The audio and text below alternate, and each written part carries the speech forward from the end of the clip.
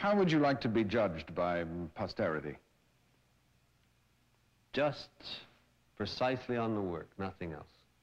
Nothing else. Nothing I've ever said, nothing I've ever done, other than painting, but precisely on the work. I just want someone to stand in front of it, look at it, and decide whether it's good or bad. There is nothing else.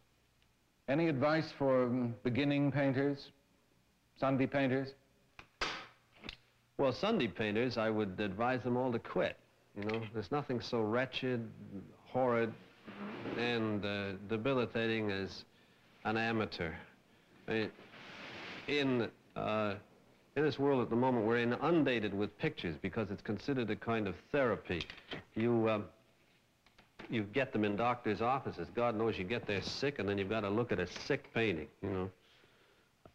But for a student, I would say the first thing is never listen to your teachers, you know, because he wouldn't be there teaching anyways if he knew anything. And there are some exceptions. Jock MacDonald here in Canada was a great one, but generally, it can't be taught.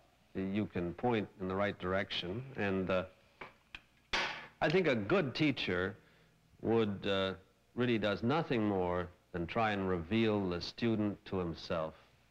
Let's try some associations. I'll just drop words in the air and you react to them. Parsnips.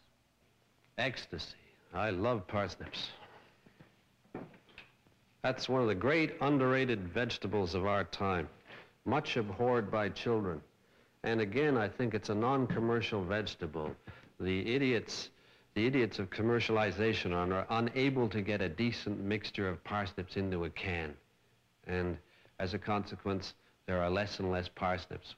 Farmers aren't growing them like they used to, and even if you do get one, you can't get any frost on it. There's supposed to be frost on them.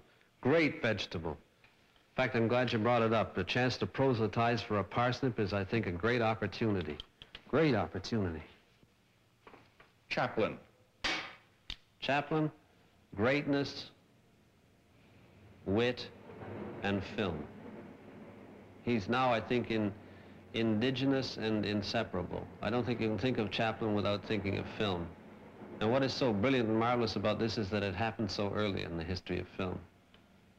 You know, his place is as final, irrevocable, and complete as the drawings on the caves in France, as the Sistine Chapel, as Rembrandt's portrait in which the end of his nose was the whole world, you know.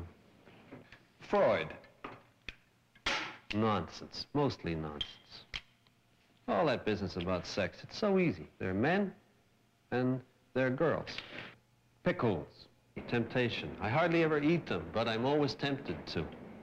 A pickle is something that remains irresistible to me. It remains seemingly irresistible, but I'm sort of able to resist it partially. I always just have one little one, you know? I don't know why. There's something obscene about things so deeply steeped in vinegar. It's like eating a mummy. Circus. Pleasure. Pleasure and childhood. Original sin. Well, I would associate that with myself, because I hope to commit some original sins. It's difficult, very difficult. After the last war, it's difficult. Niagara Falls. Well, I think of my father in shredded wheat. I think of my father because he went to Niagara Falls for years on the railroad. And I always used to think, what a lucky man seeing that place every day, you know. And for him, I suppose all it would give him was a kidney problem. Godliness. I can't help thinking that that's simplicity. Real and absolute simplicity. And possibly gentleness. Gentle simplicity, I would say. Happiness. Well, for me, that's work. Work and maybe leaning over the crib of one of my kids at night. They're good enough to eat, just the odor.